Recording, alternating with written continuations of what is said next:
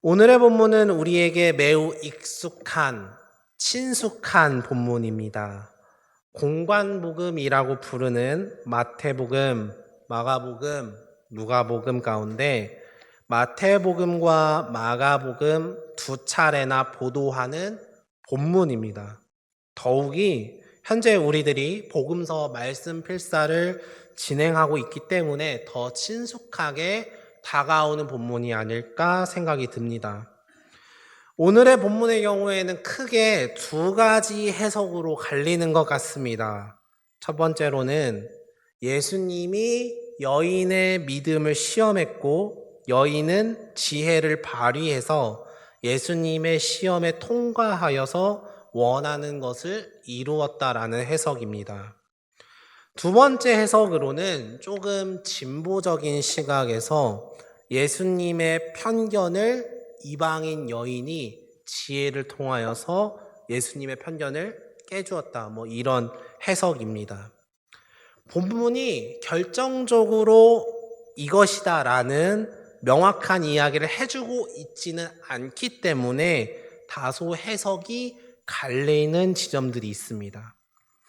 그런데 오늘 저는 다른 관점에서 오늘의 본문을 좀 바라보고자 합니다.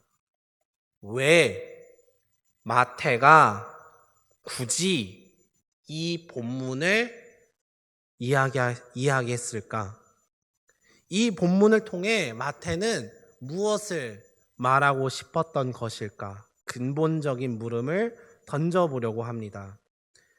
이 부분을 우리가 이해하기 위해서는 오늘의 본문의 결론이 어떻게 끝났는지를 다시 보아야만 할 것 같습니다. 여자여, 내 믿음이 크도다. 내 소원대로 되리라. 우리는 이 예수님의 말씀을 아주 주의 깊게 생각해야 합니다. 믿음이 있다가 아니라 믿음이 크다라는 거예요. 마태가 말하고 싶었던 것은 이 여인이 믿음이 있다를 말하고 싶었던 게 아니라 이 여인이 믿음이 크다를 말하고 싶었다라는 거예요. 그렇기에 우리는 여기서 한 걸음 더 나아가야 합니다. 그렇다면 도대체 큰 믿음은 무엇일까? 그저 하나님의 말씀에 아멘, 아멘 외치고 신앙생활, 교회 생활 잘하는 것이 큰 믿음이라고 말하는 것인가? 혹시 마태는 구체적으로 믿음이 큰 것을 말하고 있지는 않은가? 우리가 이 지점을 이해하기 위해서는 마태복음의 기록 배경을 알아야 할 필요가 있습니다. 신약 성경의 연대기를 보게 되면 이 연대기 가운데 우리가 크게 주목해야 할 두 축이 있습니다. 바로 AD 30년경과 AD 70년입니다. AD 30년 혹은 AD 34년에는 예수님께서 십자가에 달려 죽으시고 부활하십니다. 이때부터 예수님의 제자들이 사도가 되어서 교회를 세우고 교회 안에 다양한 사람들이 모이기 시작합니다. 문제는 교회 안에 다양한 사람들이 모여 있으니까 갈등이 생길 수밖에 없었다라는 거예요. 그래서 교회가 교회 안에 생긴 문제들을 사도들에게 찾아가거나 편지를 써서 이 문제를 해결하고자 합니다. 우리가 대표적으로 바울 서신들을 통해서 이러한 모습들을 엿볼 수 있습니다. 그래서 교회는 사도들로부터 다양한 문제들을 예수님의 삶과 말씀에 근거해서 해결해 나갈 수 있었어요. 그런데 문제가 생깁니다. 신약 성경의 두 번째 축이죠. AD 70년에 젤로 땅 열심 당원들을 중심으로 해서 유대인들이 로마 제국에 항거하여 봉기를 일으킵니다. 전쟁을 일으켜요. 그런데 로마 제국이 그리 쉽지 않은 제국이었죠. 그래서 로마 제국에 의해서 쉽게 유대인들이 전쟁에서 패배하게 됩니다. 이때 예루살렘이 완전히 멸망합니다. 예루살렘 성전도 이때 무너지고요. 예루살렘 교회도 이때 무너지게 됩니다. 이 시기 전후로 해서 사도들이 순교하게 되는데, 특히 AD 64년쯤부터 해서는 제 신약성경의 스승님이셨던 조경철 교수님께서는 쌍피의 죽음이라고 표현을 하시는데, 베드로, 바울이 저 시기에 순교를 합니다. 이때 여러 가지 문제가 생깁니다. 두 가지만 말씀을 드리겠는데, 첫 번째로는 사도들이 순교를 해서 교회들이 문제 해결을 받지 못했다라는 거예요. 그동안에는 교회 안에 생겼던 문제들을 사도 선생님들한테 찾아가서 여쭤봤는데 사도들이 순교하니 물어볼 데가 없는 거죠. 두 번째로는 교회가 믿음이 흔들리기 시작합니다. 분명히 사도들께서는 복음을 전하실 적에 예수님이 곧 오신다라고 가르치셨는데, 바울 같은 경우에는 바울 생전에 예수님이 오실 거라고 말씀까지 해주셨는데 안 오셨다는 거예요. 이로 인해서 교회 안에서 이탈자가 생기기도 하고요. 교회의 남은 성도들은 신앙이 나태해지기 시작합니다. 예수를 믿어도 당장 오실 것 같지 않으니까 이 믿음에 목숨 걸 필요가 없다라는 거예요. 가뜩이나 로마 제국 계속 핍박하고 계속 손가락질하는데 굳이 믿음을 지킬 필요가 있냐는 거죠. 이 상황이 극에 달하던 시기가 AD 80년입니다. 이때 기록된 문서들이 마태복음, 야고보서, 히브리서 같은 성경입니다. 이 성경들의 특징이 있어요. 믿음을 항상 행동과 연결지어서 이야기한다라는 점이에요. 우리가 성경 필사를 하면서 발견하는 부분이지만 유독 마태복음이 다른 복음서와는 뚜렷하게 구별되게 다르게 믿음의 결과물에 대한 강조를 정말 많이 합니다. 빛과 소금이 되라, 결실을 맺어라, 율법을 행해라, 의복을 입어라, 기름을 준비해라, 주여 주여 하지 말고 아버지의 뜻대로 행해라. 이런 강조들이 다른 복음서들과 비교했을 때 마태복음이 유독 많이 언급을 합니다. 이렇게 언급이 많았던 이유가 믿음이 나태해지고 행함 없이 교회 생활만 했던 상황 때문에 그런 언급들이 자주 나오게 된 것이죠. 그런 이유에서 우리는 마태복음이 말하는 믿음이 예수님을 그리스도라고 고백만 하는 믿음, 교회 안에서만 주여 주여 부르짖는 믿음, 여기서 머무는 것이 아니라 내가 예수를 믿는다면 예수를 믿지 않는 사람과 무엇이 다른가? 예수가 특별하다고, 이 세상을 구원하시는 구원자라고 고백하는 나는 그렇지 않은 사람들과 비교했을 때 어떤 부분이 다른가? 이것을 강조하는 게 마태복음이다라는 것이죠. 그렇다면, 여기까지가 서론입니다. 그렇다면 마태가 말하는 이러한 믿음의 맥락에서 큰 믿음은 도대체 뭘까요? 우리는 마태가 큰 믿음이라는 이야기를 한 걸 보면 작은 믿음도 있겠구나라는 생각을 다 자연스럽게 가지게 됩니다. 공교롭게도 오늘의 본문 앞장 14장에서 마태는 작은 믿음을 이야기합니다. 마태복음 14장 28절 이하 말씀 함께 읽겠습니다. 베드로가 대답하여 이르되 주여 만일 주님이시거든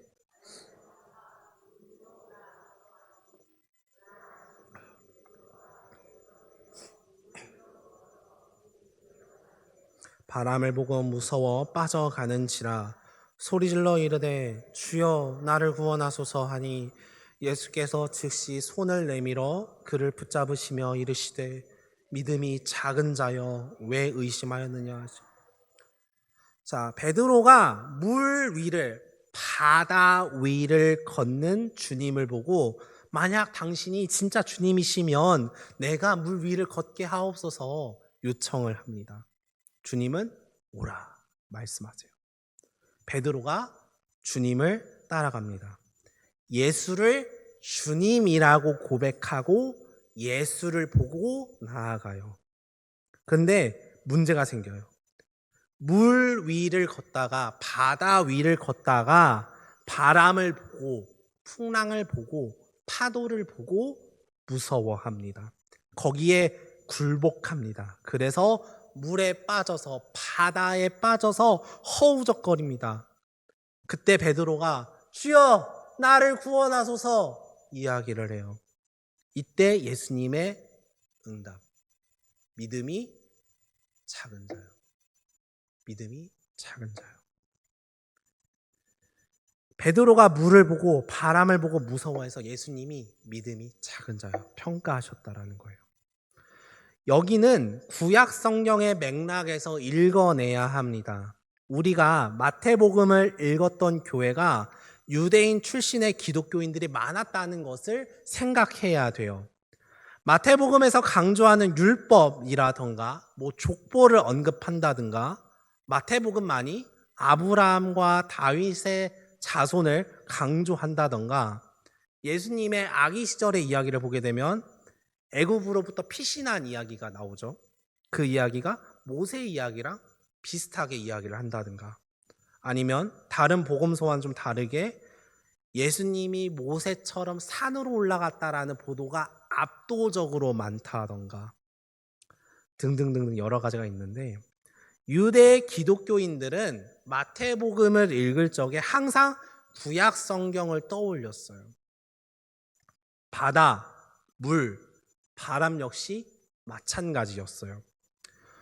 저와 함께 수요 예배 시간에 다니엘 말씀을 보고 계신 성도님들은 기억하시겠지만 전통적으로 구약 성경에서 물, 바다는 죽음, 혼돈, 세상, 하나님을 대적하는 세력 등으로 표현합니다. 다니엘이나 요한계시록에서 등장하는 바다에서 나온 짐승은 하나님을 대적하는 세상이 구체화된 모습을 의미하죠. 같은 맥락에서 예수님이 바다 위를 걷고 계시는데 베드로가 따라가요. 끊임없이 하나님을 대적하는 세상 속에서 예수님을 바라보고 나아갔다라는 거예요. 그런데 바람이 부는 거예요. 파도가 치는 거예요. 세상 속에서 예수님을 향한 믿음을 지켜야 하는데 세상에 손가락질이나 비난이나 조롱들을 보고 무서워했다는 거예요. 두려워했다는 거예요. 그렇기 때문에 믿음을 저버리게 되는 거죠. 예수를 보는 게 아니라 파도를 봤다는 거예요. 바다를 봤다. 세상을 봤다라는 거예요. 결국은 베드로는 세상의 문제 때문에 허우적거릴 수밖에 없었다라는 거예요. 세상 속에서 행함이 있는 믿음을 보여주어야 하는데 그러기에는 예수님을 따르겠다고 고백하는 제자들이 교회들이 세상의 눈치를 보고 세상의 시선을 더 중요하게 여겼다라는 거예요. 그런 믿음을 향해 예수님이 말씀하시는 거죠. 믿음이 작다. 믿음이 없는 것이 아닙니다. 분명 예배 속에서 벅찬 감동이 있었어요. 찬양의 은혜가 있었고 말씀의 감동이 있었어요. 말씀의 은혜를 내가 깨달았어요. 그런데 세상으로 나아갈 때에는 그 감동과 깨달음보다 세상에 주는 유익이나 가치나 괜히 눈치 보이는 그런 것들이 더 중요하게 보였다라는 거죠. 앞으로 우리가 맞이할 구원과 영광보다는 당장의 공포와 조롱이 더 큰 문제라고 느꼈다는 거예요. 그렇게 받아들였다는 거예요. 행함을 망설이는 믿음을 가진 그리스도인들을 향하여 예수님이 말씀하시는 거예요. 믿음이 작다. 그러면 오늘의 본문 마태복음이 유일합니다. 믿음이 크다라고 표현한 오늘의 말씀을 우리는 어떻게 읽어나가야 할까요? 세상 속에서 결실하지 못하고 바람과 파도에 두려워서 믿음을 포기한 것이 작은 믿음이라면 그 반대가 큰 믿음이라는 것을 우리는 생각해야 합니다. 그런 맥락에서 오늘의 본문을 보니까 눈에 띄는 표현이 하나 있습니다.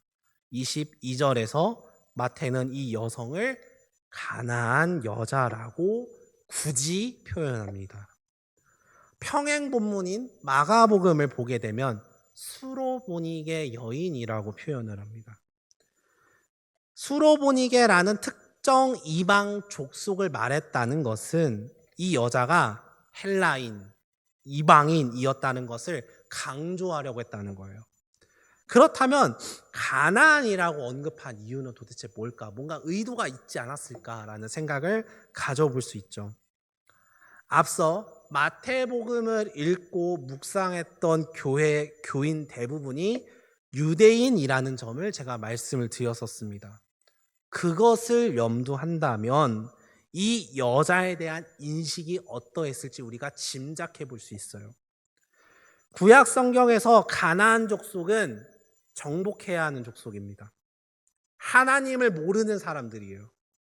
아니, 하나님을 공격하는 세력이에요. 정화되어야 하는, 무찔러야 하는 하나님에 대한 가치를 아무것도 모르는 그런 족속이 가나안 족속이었어요. 그래서 그런 것인지 모르겠지만 예수님이 여인에게 대하는 태도를 보게 되면 굉장히 박합니다. 날선 모습이에요. 무시해요. 들을 가치가 없다라는 거죠. 그게 당연한 흐름이었던 거예요. 그게 세상의 이치였던 거예요. 그게 세상의 논리였던 거예요. 진리였어요. 그런데 여자는 그런 세상의 이치에 굴복하지 않습니다. 남들은 다 이게 당연한 거라고 적당히 타협하라고 막 이야기를 해요. 당연한 흐름이라고 말했어요. 남들도 그러한 이유로 굴복하던 것이 그 세상의 가치관이었고 세상의 이치였던 거예요. 세상의 논리였던 거예요. 그럼에도 불구하고 가나안 여인은 포기하지 않았다라는 거예요. 예수만 바라보면서 끊임없이 간청합니다. 요구합니다. 도와달라고 행동하는 거예요. 행동했다는 거예요. 그때 예수님이 말씀하시는 겁니다. 28절 말씀 함께 읽겠습니다. 이에 예수께서 대답하여 이르시되 여자여, 그때로부터 그의 딸이 나으니. 여자여, 내 믿음이 크도다. 세상에선 이 여자를 무시하는 게 당연했어요. 그래서 여자를 조롱하고 무시해요. 패배를 강요해요. 굴복하라고, 타협하라고 여자를 공격해요. 세상 그게 맞다고, 그게 당연하다고 말합니다. 그런데 여자는 거기에 굴복하지 않았어요.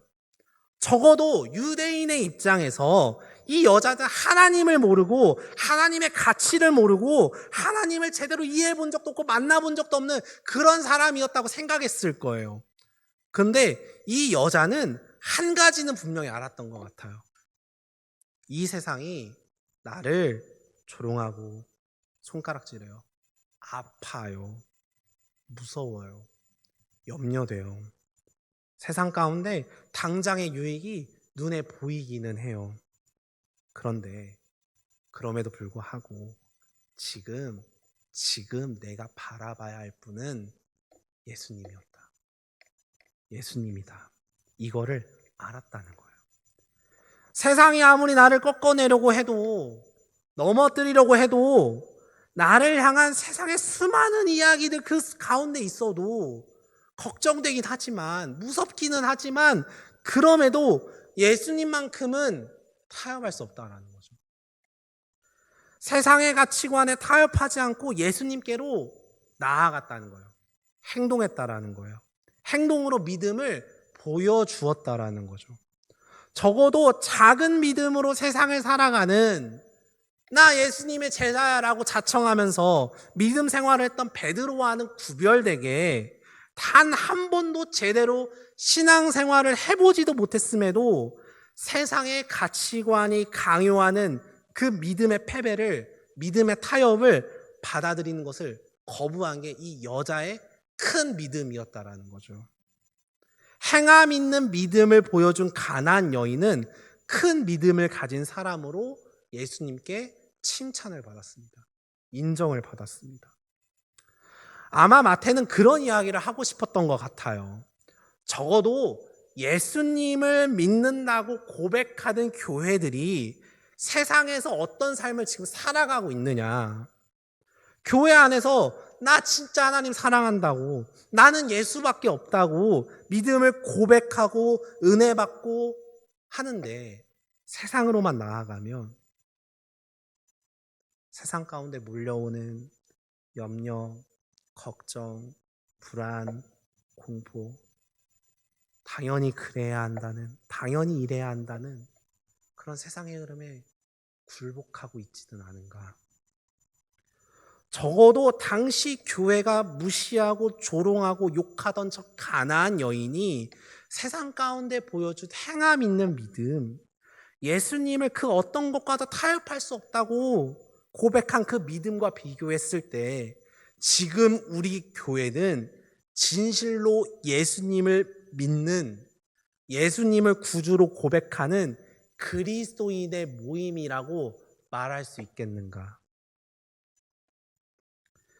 사랑하는 성도 여러분, 우리의 삶은 어떠합니까? 나의 믿음이 세상 속에서 어떻게 나타나고 있습니까? 저는 마태복음이 기록된 배경과 그때 당시 교회 상황이 오늘날의 교회와 아주 밀접하게 있다는 생각을 합니다. 예수를 믿는데, 예수를 그리스도라고 믿고 고백을 하는데 그것이 교회 현장에만 일어날 뿐 내 삶의 상황에서는 전혀 보이지 않는다라는 거예요. 그렇기에 우리는 오늘 본문을 통해서 다시금 생각해야 합니다. 아니, 결단해야 합니다. 성경이 말하는 큰 믿음은 거창한 어떤 기도 제목에 대해 아멘을 하거나 하나님이 주시는 큰 기쁨과 은혜의 감동을 교회 안에서만 누리는 것이 아니에요. 세상에 끊임없이 우리의 믿음에 대해서 굴복시키려고 하고 타협하라고 하고 적당히 신앙생활하라고 부추길 때에 거기에 타협하지 않는 것이 큰 믿음이라는 것을 믿으시기를 바랍니다. 남들은 속이는 것이 일상일 때 직장에서 정직함을 좀 지키고, 남들은 손해 당하지 않으려고 할 때 믿음으로 좀 손해를 감수하고, 세상의 가치에 동조하지 않고 더 나아가 침묵하지 않는 태도가 우리의 모습이 되기를 소망합니다. 그리스도인은 작은 믿음을 가진 사람들이 아닙니다. 그리스도인은 예수님을 구주라고 고백하는 사람들입니다. 어디에서 고백합니까? 교회에서만 고백합니까? 아닙니다. 세상에서도 고백합니다. 그리스도인은 세상에서도 예수를 그리스도라고 고백하는 사람들입니다. 그렇기에 단연코 확신을 가지고 말할 수 있습니다. 그리스도인은 큰 믿음을 가진 사람들입니다. 이 사실을 믿으시길 바랍니다. 이 진리를 우리 마음 가운데 채우시기를 바랍니다. 바다나 바람을 보고 두려워하는 것이 아니라 세상이 보기에는 다소 좀 뻔뻔해 보여도 쟤 왜 저래 싶은 부분들이 있긴 해도 예수를 바라보기를 축복합니다. 가나안 여인이 보여준 그 큰 믿음과 같이 작은 믿음이 아니라 큰 믿음으로 믿음을 세상에 보여줄 수 있는 저와 여러분이 되시기를 주님의 이름으로 축복합니다.